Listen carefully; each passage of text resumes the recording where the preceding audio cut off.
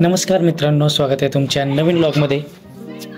आणि नेहमीप्रमाणे तुम्हाला माहीतच आहे, आपण कुठेतरी फिरत असतोय.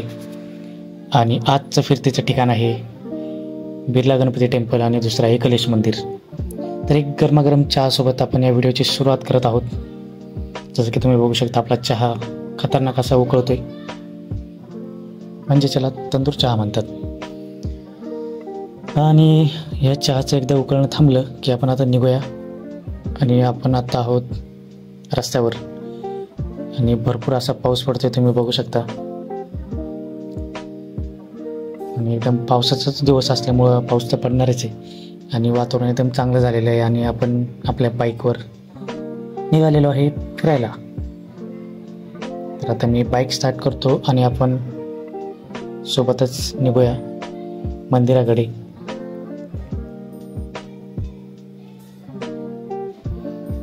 आणि बाईकची चावी तर लावली, पण आता मी एकटाच असल्यामुळे पूर्ण व्हिडिओमध्ये मी दिसणार नाही. तर मी पहिलेच व्हिडिओमध्ये यायचा प्रयत्न करतो आहे मध्ये मध्ये, म्हणजे तुम्हाला कळेल मीच आहे.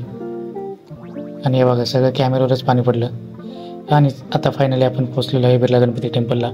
सगळ्यात महत्त्वाचं म्हणजे हे याचं लोकेशन कुठे आहे तुम्हाला सांगतो. लोकेशन आहे मुंबई पुणे हायवेला सोमटणे फाट्याचा जो टोल नाका आहे त्याच्या एकदम जवळच. तिथूनच वरती बघितलं तर डावीकडे बघितलं तर लगेच मंदिर, गणेश मूर्ती एकदम मोठी आहे ती दिसून जाते. आणि तिथून काही सांगायची गरज नाही तुम्हाला, बरोबर तुम्ही शोधून जातानाच, तेवढं तर सगळ्यांना कळतंच. आणि फायनली मी आता वरती आलेलो आहे आणि तुम्ही निसर्ग बघू शकता, एकदम मस्त वातावरण झालेलं आहे. पाऊस पडणं आता थांबलेलं आहे आणि गार वारा एकदम सुटलेला आहे. आणि अशा वातावरणात मी आता इथं वरती पोहोचलोय आणि तुम्ही मूर्ती बघू शकता. एवढी मोठी मूर्ती मी पहिल्यांदाच बघतोय, कारण की पहिले मी नगरला असताना तिथे विशाल गणपतीचे मंदिरची मूर्ती आहे, गणेश मूर्ती. तर ती आत्तापर्यंत सगळ्यात मोठी मूर्ती बघितलेली होती मी. आणि आता हे इथे बिर्ला गणपती तर सर्वात मोठी मूर्ती बघतोय. आणि तुम्ही वातावरण बघू शकता इथलं. आणि इथं हे मंदिर म्हटल्यानंतर इथं एक वेगळीच एनर्जी आहे, जी की तुम्हाला इथं आल्यानंतर जाणवेल.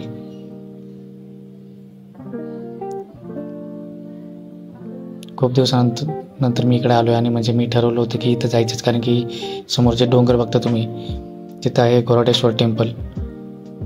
तिथं मी 2-3 वेळा येऊन गेलो, पण तिथून हे मंदिर दिसायचं, पण कधी येणं झालं नाही. योगायोगी आज येणं झालं, तर म्हटलं जाऊयाच. तर पुन्हा ही मूर्ती मी दाखवतोय. एवढी विशाल काय मूर्ती आहे, जे की तुम्हाला भरपूर दुरून दिसते आरामात. आणि हे नवीन लोक येत आहे, फोटो काढताय.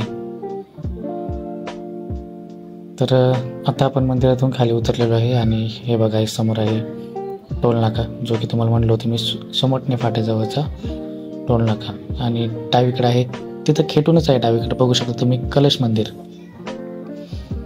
इथली मी एक रील बघितली होती, नाईट व्ह्यू एकदम चांगला असतो इथं. आणि इथं बघा, सोंडेवर 2 कावळे बसलेले आहेत, बरोबर हत्तीच्या सोंडेवर. बरोबर त्यांनी व्यवस्थित जागा पकडलेली आहे. आणि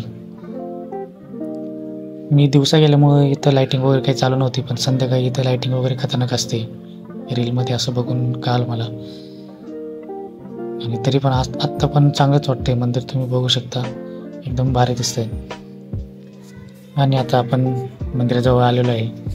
मंदिरात आतमध्ये पण एकदम चांगलं होतं, पण विषय असा झाला की मी त्याला विचारलं की बाबा आतमध्ये मी शूटिंग करू का, तर तो नाही म्हणला. त्यामुळं नाही म्हणला म्हणजे तो म्हणला की मॅनेजर नाही, तिथं होतं ऑफिस होतं एक, तर ते म्हणले की त्याच्यामध्ये ते आहेत, ते त्यांना विचार.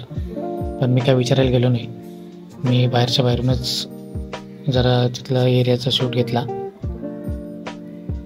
आणि तुम्ही बघू शकता इथं भरपूर चांगल्या गोष्टी लिहिलेल्या आहेत या बोर्डवर, काही पेंटिंगवर. आणि इथं पण एकदम वाईब चांगली चालली. शेवटी एकदम चांगलं मंदिर होते. आणि असं म्हणजे मंदिराचं असं जी डिझाईन आहे मी पहिल्यांदाच बघितली, जरा युनिक वाटली मला. तुम्ही पुन्हा बघू शकता हे मंदिर.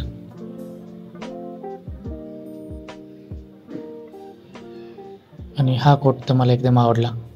तर इथेच आता आपला हा व्हिडिओ संपू. तर आता पुन्हा भेटूया नवीन ब्लॉगमध्ये. तोपर्यंत बाय बाय.